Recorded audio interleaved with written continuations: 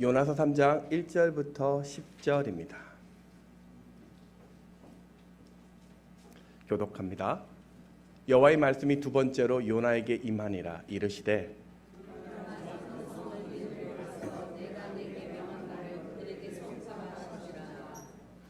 요나가 여호와의 말씀대로 일어나서 니느웨로 가니라. 니느웨는 사흘 동안 걸을 만큼 하나님 앞에 큰 성읍이더라.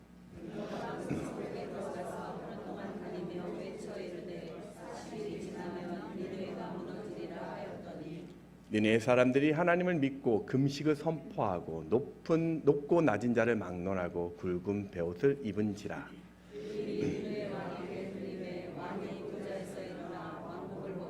굵은 베옷을 입고 제위에 앉으니라. 왕과 그의 대신들이 조서를 내려 니느웨에 선포하여 이르되 사람이나 짐승이나 소떼나 양떼나 아무것도 입에 대지 말지니 곧 먹지도 말 것이요 물도 마시지 말 것이며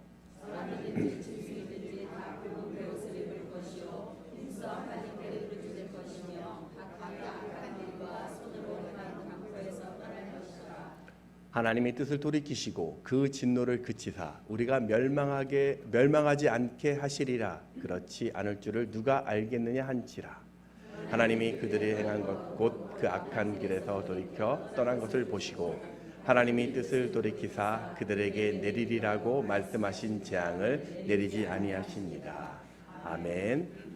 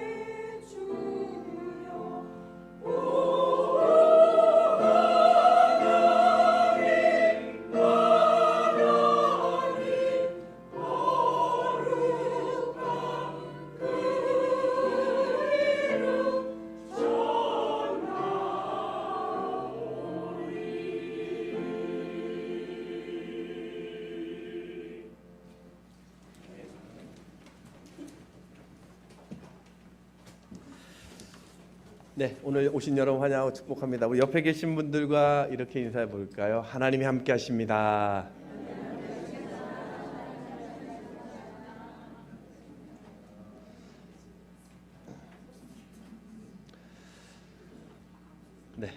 이제 무더위가 이제 이제 심한 것 같아요. 이제 어쨌든 건강 잘 좀 보정하시고요. 여러분 우리가 그 주변에 보면요, 시간이 흘러가도 또 특정한 어떤 날이나 계절이 되면 그 유행하는 그런 계절 노래가 있습니다. 여러분 10월에 그 마지막 밤이 되면 생각나는 노래가 있습니까? 예, 어르신들 생각 이용의 잊혀진 계절, 아마 이런 노래가 생각날 겁니다. 12월 되면 많이 부르는 노래가요, 캐롤이라고 이야기하죠. 그렇다면 봄이 되면 여러분 마음을 흔드는 이 봄의 노래는 무엇이 있습니까? 봄바람이 날리며 뭐 이런 노래 있죠. 제가 잘 모르는데요. 그 장범준이라고 이 가수가 부른 벚꽃 엔딩이라는 노래가 봄을 상징하는 국민 가요라고 합니다. 이 사람은요, 2011년 슈퍼스타 K라는 가요 오디션에서 버스커라는 3인조 그 밴드로 출연을 하게 됩니다. 근데 결선 직전에 탈락을 하게 되었습니다. 이제 탈락했으니까 모든 것이 끝났는데 본선에 오른 팀 중에 한 팀이 하차를 하게 되면서 제작진이 아쉽게 탈락한 팀들을 모아서 패자 부활전을 하게 됩니다. 그렇게 주어진 기회를 붙잡아서 결승에 올라가게 되었고 그 결선에서 3위를 하게 된 팀입니다. 이 팀이 그 부른 노래가 이 벚꽃 엔딩인데요. 이 노래가 봄만 되면 음원 차트에 올라가서 별명이 벚꽃 엔딩의 별명이 벚꽃 캐롤, 또 벚꽃 연금이라고 불린답니다. 왜 벚꽃 연금이라고 불리냐면요, 이게 2012년에 발매가 되었는데요. 10년 동안 이 한국의 저작료 수입이 100억 정도 된다고 합니다. 한국의 저작권 수입만. 그래서 이 벚꽃 연금이라고 불린다고 합니다. 이렇게 그가 세상에 성공과 부를 가질 수 있었던 것은 그에게 주어진 두 번째 기회가 있었기 때문입니다. 우리에게 이런 기회가 있을까요? 무너진 삶 가운데 그 실패한 삶 속에서 상처받은 삶에 다시라는 기회가 올까요? 성경은 예스라고 이야기합니다. 하나님은 우리가 더 이상 소망이 없다고 생각하는 그때도 두 번째 기회가 있다고 말씀하세요. 우리가 믿는 하나님은요, 여전히 우리를 잊지 않으시고요, 반드시 우리 인생의 해피 엔딩이라는 기회를 허락하십니다. 이사야서 9장 15절 말씀을 같이 한번 읽겠습니다. 시작. 여인이 어찌 그 젖먹는 자식을 잊겠으며 자기 태에서 난 아들을 긍휼히 여기지 않겠느냐. 그들은 혹시 잊을지라도 나는 너를 잊지 아니할 것이라. 아멘. 오늘 저는 요나의 결정적인 인생의 실패 속에서도 새로운 기회가 주어지는 이 하나님을 묵상하면서 두 가지 교훈을 살펴보겠습니다. 첫 번째는 하나님은 회개하는 자에게 두 번째 기회를 주십니다. 우리 3장 1절을 같이 한번 읽어볼까요? 시작. 여호와의 말씀이 요나에게 임하니라 이르시되. 우리가 지난 시간에 요나서 2장을 보았는데요, 물고기 뱃속에서 기도하는 요나의 모습이 부각되어 있습니다. 그 1절에 보면 2장 1절에 보면 요나가 물고기 뱃속에서 그의 하나님 여호와께 기도하여, 4절에도 보면 성전에서 내가 예배하며 믿음의 삶을 살겠다고 기도하죠. 4절에 보면 내가 말하기를 내가 주의 목전에서 쫓겨났을지라도 다시 주의 성전을 바라보겠다 하였나이다. 7절도 보면 내 영혼이 내 속에서 피곤할 때 내가 여호와를 생각하였더니 내 기도가 주께 이르렀사오니 주의 성전에 미쳤다면서 내가 영혼 깊은 곳에서도 하나님을 생각하겠다고 기도합니다. 9절도 보면 이방인들은 은혜를 버려도 자신의 은혜를 잊지 않겠다라고 감사하며 기도하고 있습니다. 나는 감사하는 목소리로 주께 제사를 드리며 나의 서원을 주께 갚겠나이다. 구원은 여호와께 속하였나이다 하니라. 그래서 요나서 2장은 요나가 회개했다라는 그 성경의 구절은 없지만 그 내용으로 보면 그는 지금 회개하는 기도를 하고 있습니다. 그 깊은 회개의 기도 속에 하나님은 물고기에게 명령을 해서 그를 육지에 토해내게 합니다. 우리가 여기서 기억해야 할 것은요, 두 번째 기회는 그냥 주어지지 않는다라는 겁니다. 반드시 회개의 과정을 통해서 주어지게 됩니다. 우리가 믿는 하나님은요, 우리를 몰래 감시하다가 우리가 범죄하면 득달같이 달라와서 우리의 목을 움켜쥐는 그런 분이 아니십니다. 우리를 고생시키려고 인생을 근심하게 하는 분이 우리가 믿는 하나님은 아닙니다. 예레미야가 3장 33절에 보면 주께서 인생으로 고생하게 하시며 근심하게 하심은 본심이 아니시로다. 오히려 우리가 하나님을 찾을 때 하나님을 찾는 자를 하나님은 살려주십니다. 아모스서 5장 4절 말씀을 같이 읽습니다. 시작. 여호와께서 이스라엘 족속에게 이와 같이 말씀하시기를 너희는 나를 찾으라 그리하면 살리라. 지금 하나님은 요나가 회개하자 아무 일이 없었다는 듯이 다시 지금 말씀을 주셨습니다. 말씀을 주셨다라는 것은요, 그를 여전히 선지자로 인정하겠다라는 뜻입니다. 요나가 유대인이어서 요나에게 준 특혜입니까? 아닙니다. 요나가 외친 이 예언은요, 이방성이 40일 후면 무너진다라는 그 예언입니다. 가만히 보면 하나님은요, 즉시로 이 니느웨를 무너뜨릴 수 있었음에도 불구하고 40일 후에 무너진다라고 말합니다. 이것은 하나님을 부정했던 그들에게도 40일이라는 회개의 기회를 주신 것입니다. 그러자 니느웨 사람들은요, 요나라는 한 무명의 뜨내기가 전한 그 하나님의 예언을 믿고 곧바로 회개를 합니다. 오늘 5절과 6절을 같이 한번 읽어보겠습니다. 시작. 니네가 사람들이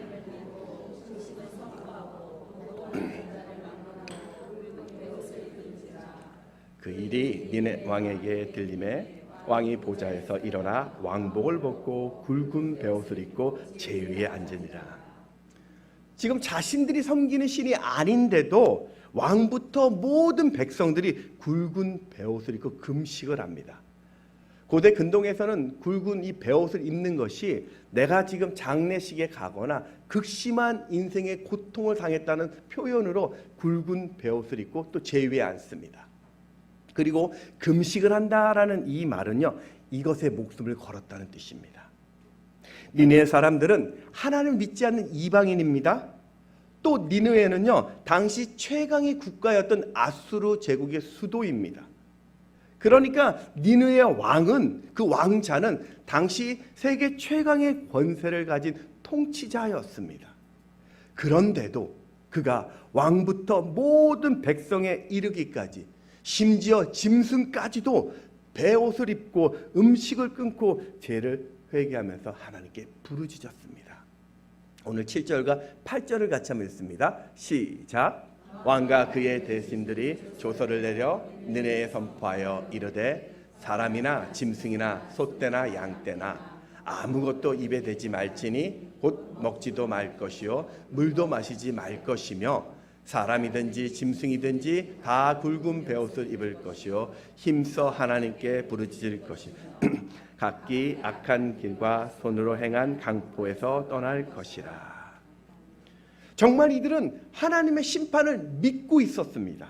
그래서 혹시 이렇게 회개하면 하나님께서 이 저주의 심판을 피할 수 있지 않을까 싶어서 지금 금식하며 회개하고 기다린 것입니다. 오늘 3장 9절에 보면 하나님이 뜻을 돌이키시고 그 진노를 그치사 우리가 멸망하지 않게 하시리라. 그렇지 않은 줄을 누가 알겠느냐 한지라. 하나님은 수많은 민족들을 지금 해쳤고 악하게 살았던 그 니느웨가 전심으로 회개하니까 정말로 그 심판의 계획을 바꾸셨고 그들에게도 다시의 기회를 주셨습니다. 우리 3장 10절을 또 읽어볼까요? 시작. 하나님이 악한 것을 돌이켜 떠난 것을 보시고 하나님이 뜻을 돌이키사 그들에게 내리리라고 말씀하신 재앙을 내리지 아니하시니라. 여러분, 우리가 믿는 하나님은요, 우리가 회개할 때 외면하지 않으십니다. 마치요, 우리 시험을 망친 수험생에게 다시 시험 칠 기회를 주는 것처럼요, 넘어진 운동선수에게 다시 뛸 수 있는 기회를 주신 것처럼, 치료제가 없는 환자에게 신약을 주신 것처럼 회개할 때 다시 은혜를 주신다라고 약속하고 있는 것입니다. 언젠가부터 우리 한국 교회는요, 회개 없는 축복만을 강조하고 있는 그런 시대를 살고 있습니다.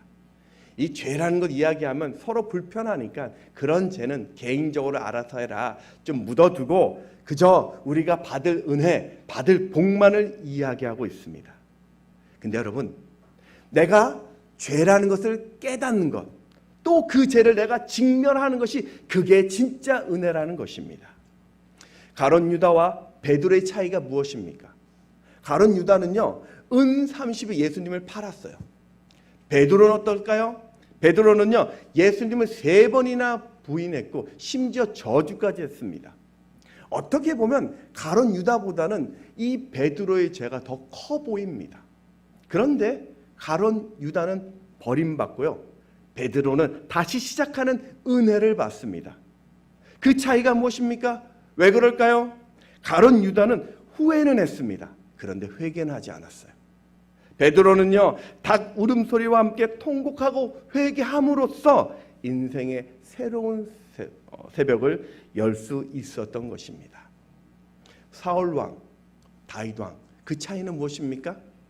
사울 왕은 하나님의 전쟁 후에 하나님이 그 적들의 양과 소를 가져오지 말라는 그 말씀을 듣고도 불순종하는 죄를 범합니다. 다윗은 어떻습니까? 남의 아내 밧세바를 간음하고 우리아의 장군을 죽이는 살인죄를 저질렀습니다. 어떻게 보면 사울 왕보다는 역시 다윗이 더 큰 죄를 지었습니다. 그런데 사울 왕은 버림받고 다윗 왕은 다시 일어날 수 있었습니다. 왜 그렇습니까? 사울 왕은 사무엘 선지자가 죄를 지적하자 변명하고 그 죄를 숨겼습니다. 그런데 다윗 왕은 나단 선지자가 그 죄를 지적하자 내가 범죄하였다고 그 자리에서 회개합니다. 우리나라 이 한국 근대 교회사 중에 획기적인 사건은요, 1907년에 평양 대부흥 운동에서 시작합니다. 이 평양 대부흥 운동, 성령의 운동이라고 할 수 있는데 그 성령의 역사의 시작은요, 회개에서부터 시작했습니다. 이 부흥 집회 때 강사로 한 선교사님이 메시지를 전하다가 자신이 수많은 사람 앞에 자신의 그 더러운 죄를요, 공개적으로 고백하고 회개합니다. 여러분, 자신의 죄를요, 공개적으로 고백한다는 거, 이거 쉬운 일 아닙니다. 그런데 그 죄를 고백하는 곳에 은혜가 넘치면서 성령이 역사합니다. 그것을 보고요, 너나 할 것이 다 모든 사람이 그 자리에 일어나서 내가 이런 죄를 졌노라고, 나도 이런 죄를 졌노라고 자백하고 회개했습니다.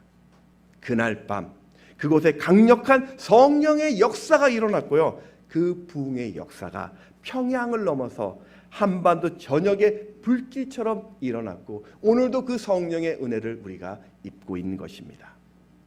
사랑하는 여러분, 오늘 내 인생 다시 시작하는 기회를 얻고 싶습니까? 아멘? 네. 하나님이 인정하시는 이런 새로운 인생을 살고 싶습니까? 날마다 성령이 역사하는 그런 거뜬히 살아가는 인생을 살고 싶습니까? 그렇다면요, 오늘 내 안에 있는 이 죄를 회개해야 합니다. 하나님의 말씀을 꺾으려는, 하나님의 말씀을 부정하려는 내 고집, 내 악도, 내 더러움, 그것을 숨기지 말고 하나님 앞에 내려놓으셔야 합니다. 한 걸음 더 나아가십시오. 이제는 그 죄의 자리에서 떠나서 완전히 주님 앞에 서야 합니다. 성령의 도우심으로 늘 반복적으로 무너지는 그 죄를요, 버리시기 바랍니다. 이 회개라는 그 원문적인 단어가 슈브라고 이야기하는데 이게 돌아서다라는 뜻입니다. 그러니까 회개라는 것은요, 새로운 시작을 위해서 내 인생의 출발점인 하나님으로부터로 돌아가는 것, 그게 회개라는 것입니다. 요한복음 8장에 보면 예수님께서 간음한 여인을 용서하시고 두 번째 기회를 주시면서 그 여인에게 한 가지 부탁, 명령을 합니다. 요한복음 8장 11절 말씀 읽어볼까요? 시작. 예수께서 이르시되 나도 너를 정죄하지 아니하노니 가서 다시는 죄를 범하지 말라 하시니라. 다시는 죄를 범하지 말라. 이거는요, 그 죄를 떠나라는 의미입니다. 여러분 안에 어떤 죄가 있습니까? 나의 교만, 나의 거짓, 나의 불의, 나의 시기, 나의 탐욕, 나의 음란, 나의 무자비, 나의 원망, 나의 비난, 나의 폭력. 그 자리에서 주 예수 그리스도 이름으로 떠나는 여러분 되시기를 축원합니다. 역대하 7장 14절 말씀 같이 한번 읽어볼까요? 시작.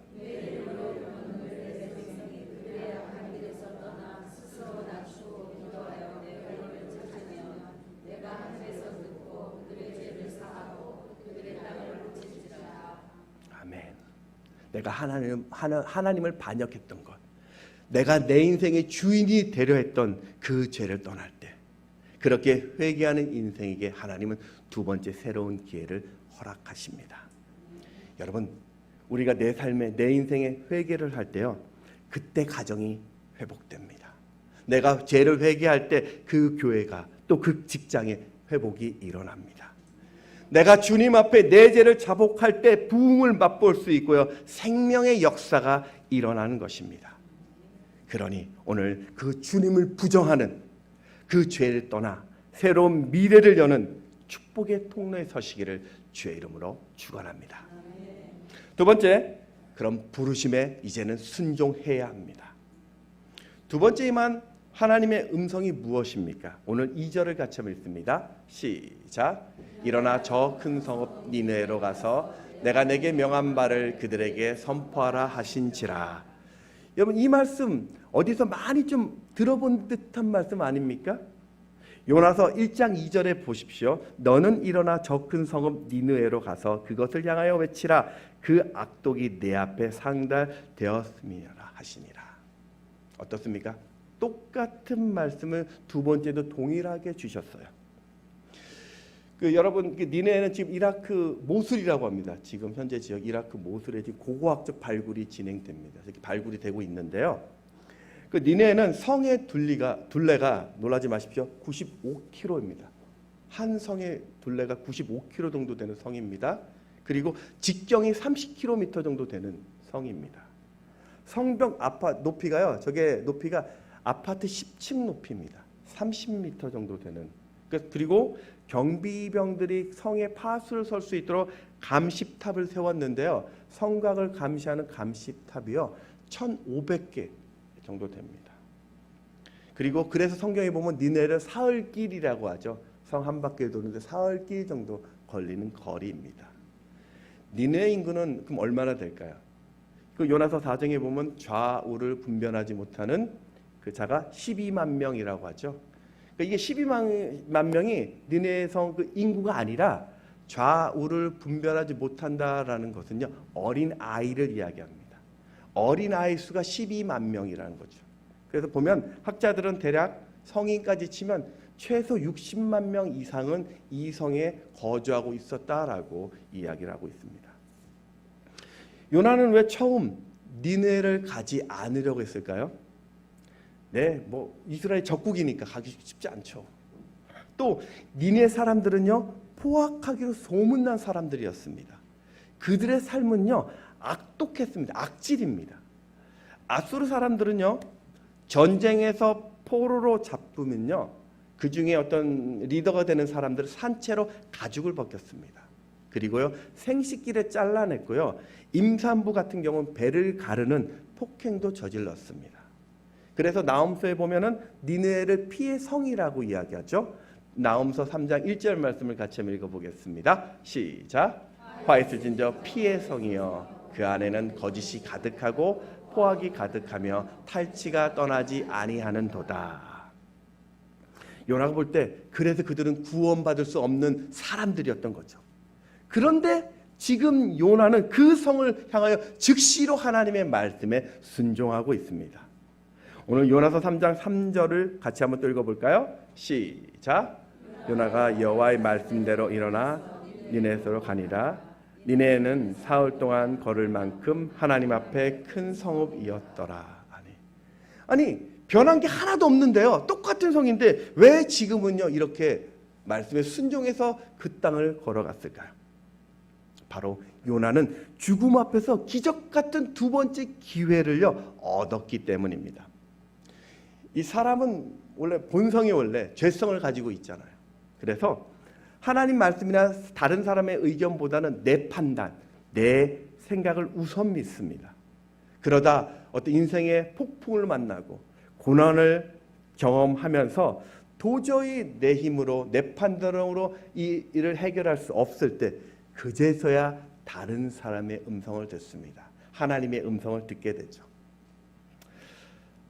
부끄러운 고백인데요. 저도 그 이전에 섬겼던 교회에 보면은 그 근처에 불법 유턴하는 성지가 있습니다. 다른 게 아니고요. 사람들도 별로 없고 차도 별로 없으니까 대부분 거기 가는 곳은요 불법으로 유턴을 해요. 그래서 저희 뭐 교육자나 저희 갈 때 저도 뭐 아무렇지 않게 이러면 안 되는데 하면서 불법 유턴을 했어요. 그런데 어느 날 경찰 아저씨한테 걸렸어요. 범칙금 6만 원짜리 끊었고요. 이분이 했던 말이 하나가 있어요. 저한테 교회에 막 그거 참 죄송합니다, 잘못했습니다 그랬더니 그 얘기들. 선생님 제가 여기 일주일에 한 번씩 꼭 옵니다 하더라고요. 일주일에 한 번씩 왔는데 그 전에 한 번도 걸리지 않았던 거예요. 그 다음부터 제가 어떻게 했을까요? 일주일에 한 번씩 온다라는 그 경찰분의 말이 머릿속에 떠나지 않아서 그 장소에 가게 되면요. 누가 보던 말든요. 신호 대기하고 있는 저의 모습을 발견하게 됩니다. 요나는 불순종으로 자기 마음대로 멋대로 살았던 사람이에요. 그런데 한번 호되게 당하니까요. 하나님의 마음을 알게 된 것입니다. 하나님이 지금 나를 살게 했다라는 것이 믿어졌고요. 그분이 나를 포기하지 않았다라는 것을 알게 되었습니다.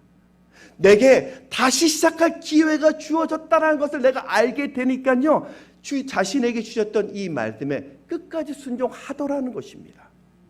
그래서 두 번째 부르시는 이 요나는요. 하루길 이 길 저 길을 다니면서 40일이면 이 성이 무너진다라고 외치고 다녔습니다.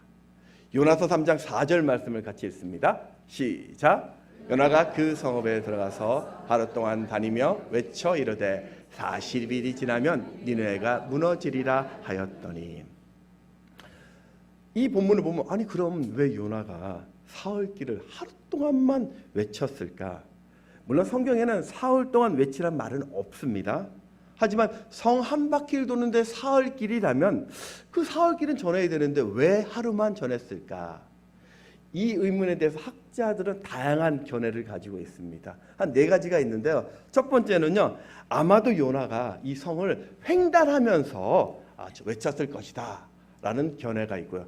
두 번째는 이 성에 한 60 되게 큰 성 안에 중심에 사람들이 많이 모이는 대표적인 장소에 가서 외쳤을 것이다 라는 견해도 있고요.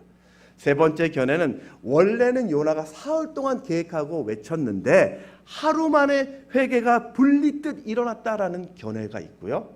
마지막 네 번째 견해는 사흘 동안 외치는 것이 요나가 원치 않아서 대충 하루만 외쳤다라는 가능성도 있습니다.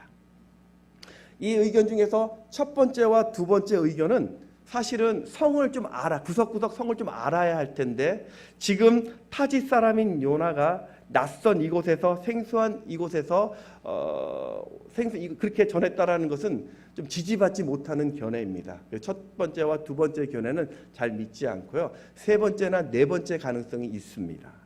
그런데 4절에서 외치다라는 이 표현이 원어에 보면요. 목청을 최대한 높이다라는 뜻입니다.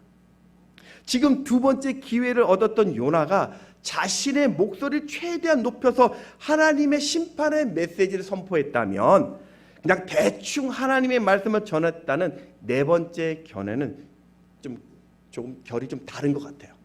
그래서 저는 개인적으로 좀 순종이라는 관점에서 이 세 번째 견해, 요나가 불편한 마음이 있었지만 그 마음을 내려놓고 하나님만 믿고 전심전력을 다했을 때 바로 하루 만에 놀라운 역사가 일어난 것으로 그 해석에 저는 지지합니다.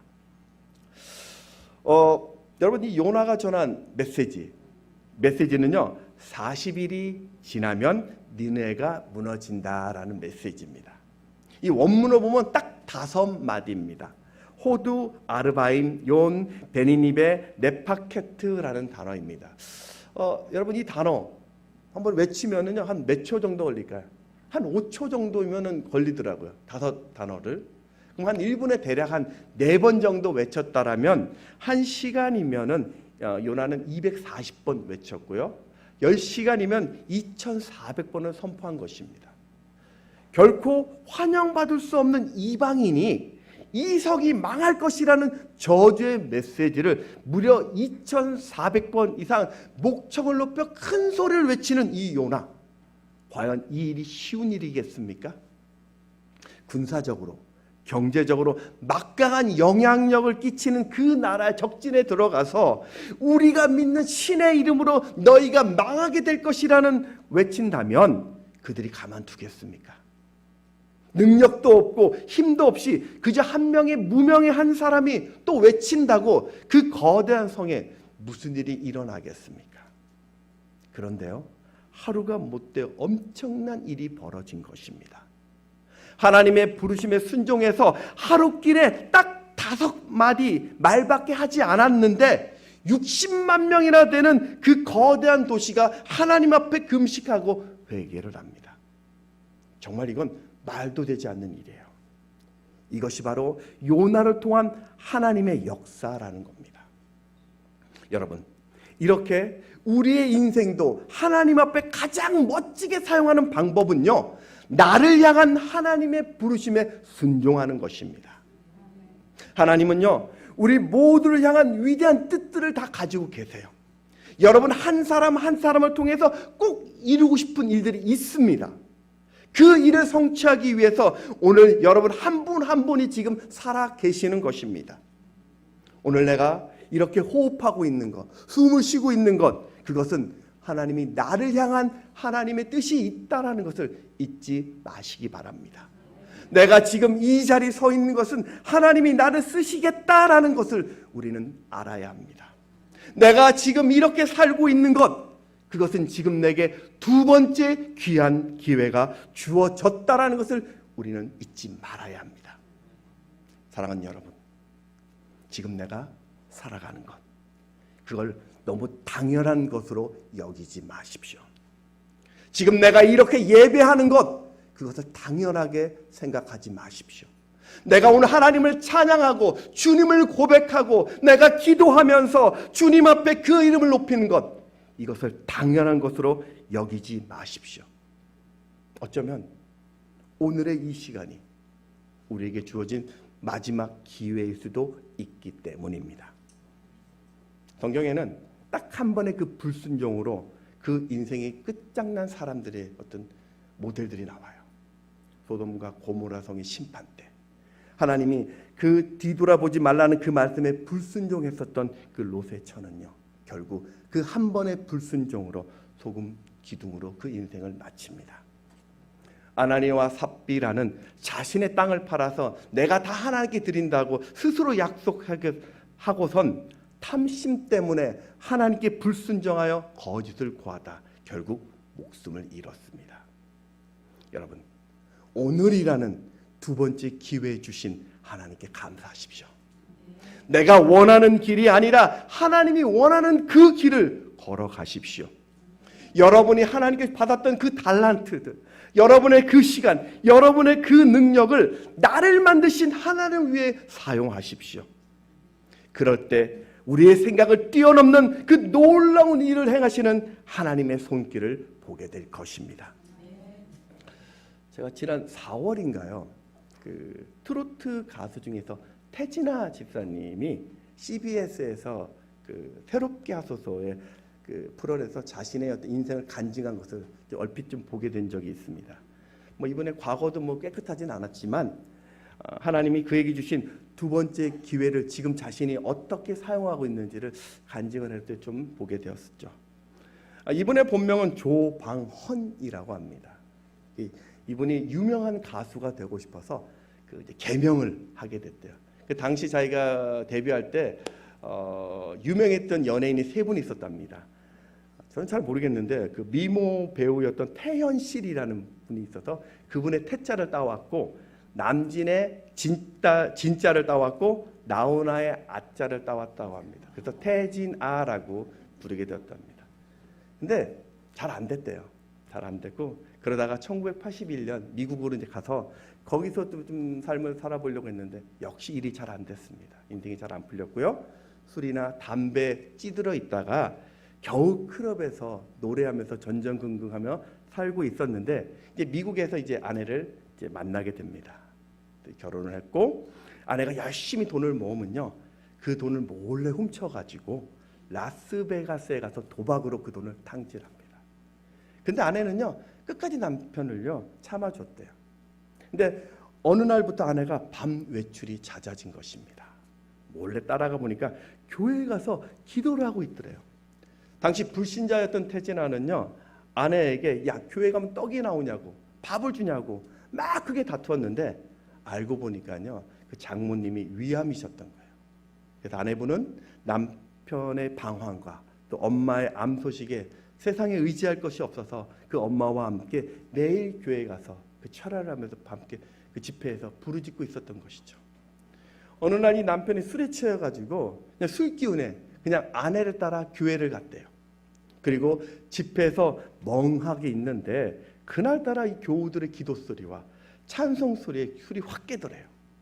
이 가수니까 이 찬양 소리에 취해 있었는데 목사님이 와서 갑자기 자신의 머리에 안수를 해주는 거예요. 그런데 그 안수를 받았을 그때 자신도 모르게 눈물이 왈칵 쏟아지대요. 펑펑펑 눈물을 흘리고요. 방언이 터지고 회개하면서 그렇게 주님을 영접합니다. 예수를 믿게 되니까요. 인생이 달라지기 시작했대요. 그때 부르게 된 노래가 옥경이라는 노래가 대박이 나면서 승승장구합니다. 그런데요. 예수 믿기 전에 그렇게 인생의 목적이었던 성공, 돈이 예수 믿고 난 후로는요. 그 돈보다 성공을 주시는 하나님께 집중하기 시작합니다. 그러면서 그분이요. 자신이 만났던 사람마다 야 내가 만난 내 인생 최고의 선물이 하나님이셨다라고 그래서 당신도 꼭 그 하나님을 만나라고 전하기 시작합니다. 이 태진아 집사님은 침대나 차 안에 성경책하고 찬송가를 늘 두고 생활한대요. 자신이 좀 어려울 때 힘들면요 늘 찬송을 부르면서 위로를 받는데요. 근데 재밌는 것은 이분의 재밌는 간증은 자신은 찬송가 악보를 보고 똑같이 찬송을 해도 늘 나오는 찬송은 트로트처럼 찬송을 한대요. 찬송도 자기는 찬송가도 트로트 같이 해요라고 이야기하더라고요. 여러분 당신은 나의 동반자라는 노래 아십니까? 당신은 나의 동반자 뭐 이런 노래요. 여러분 이 노래가 원래는요 이분이 작곡할 때 하나님께 영광 돌리는 찬양으로 만든 곡이라고 합니다. 원곡이요 주님은 나의 동반자로 만들었대요. 근데 당시 자신이 이 복음성가로 이렇게 좀 찬양하고 간증할 마음의 준비가 좀 안 된 거예요. 부담스러워서 고민하고 있었을 그때요. 아들이 그러니까 아버지가 고민한 그 모습을 보고 그럼 아빠 그러면 주님을 당신으로 바꿔서 세상에 일단 노래하고 나중에 교회 가서 오리지널로 하나님께 부르면 되지 않겠냐는 제안을 받고 탄생한 노래가 당신은 나의 동반자였다고 합니다. 예수를 만나서 인생의 두 번째 기회를 사는 이 태진아 집사님은 지금 자신이 가요계를 은퇴한 후에 전 세계를 돌면서 찬양으로 하나님께 영광 돌리는 찬양의 사명을 위해서 오늘도 그날을 준비하면서 열심히 살아가고 있다라고 이야기합니다. 이사야서 1장 19절 말씀을 같이 한번 읽어볼까요? 시작. 너희가 즐겨 순종하면 땅의 아름다운 소산을 먹을 것이요. 아멘. 여러분 하나님은 다시 돌아오는 인생을 절대 외면하지 않습니다. 오늘 여러분들이 하나님을 믿고 그 부르심에 즐겁게 순종한다라면 하나님은 여러분의 인생을 붙들어 가장 값지게 사용하실 것입니다. 말씀을 정리하겠습니다. 여러분 우리말에 기회를 포착했다라는 말이 있습니다. 이 기회를 포착했다라는 말은요. 기회를 내가 꽉 잡았다라는 뜻일 것이죠. 그리스도 신화에 보면 카이로스라는 말이 나오는데요. 이 카이로스가 뭐냐면 기회의 신입니다. 기회의 신 카이로스라고 하는데 저 그 사진을 잘 보면요. 얼굴을 잘 보십시오. 얼굴을 보면 앞머리에는 저기 머리털이 있어요. 근데 뒷머리는요. 대머리입니다. 이건 기회를 잡으려면요. 내 앞에 얼굴을 기회가 내밀 때 지금 붙잡아야 된다는 거예요. 지금 바로 붙잡으라는 겁니다. 머뭇거리다가 그 기회가 지나가면 뒷머리가 없기 때문에 다시 붙잡지 못한다라는 그림의 뜻이라고 합니다. 사랑하는 여러분, 다시 시작하고 싶습니까? 날마다 이기는 인생을 살고 싶습니까? 그렇다면 오늘 지금 하나님께로 다시 돌아오십시오. 이 땅에 나를 보내신 분이 계시다는 사실을 잊어버리고 오늘 내 마음대로 내 뜻대로 내가 내 인생 주인처럼 산 것, 그거 회개하십시오. 하나님 앞에 회개의 그 합당한 열매를 맺어가시기 바랍니다. 더 이상 죄에 내 삶이 반응하지 마십시오. 성령 충만으로 그 죄악된 습관을 끝장내시기 바랍니다. 또 한 가지는요, 하나님의 부르심이라면 그냥 순종하십시오. 하나님이 주신 사명이라면요, 내가 그 자리에서 응답하십시오. 내가 무엇을 하든 내가 무슨 자리에 있든지 그게 진짜 주님을 사랑하는 것이라면, 그게 진짜 주님을 자랑하는 것이라면, 그게 진짜 예수를 찬양하는 것이라면 앞뒤 따지지 마시고 그냥 헌신하십시오. 하나님은 여러분의 인생에 새로운 일을 준비하셨습니다. 오늘 내 인생 두 번째 시간을 주신 그 하나님 앞에서 후회함 없는 최고의 인생을 사시는 여러분 되시기를 주의 이름으로 축원합니다. 찬양하겠습니다. 오늘 이 찬양은 시선이라는 찬양인데요.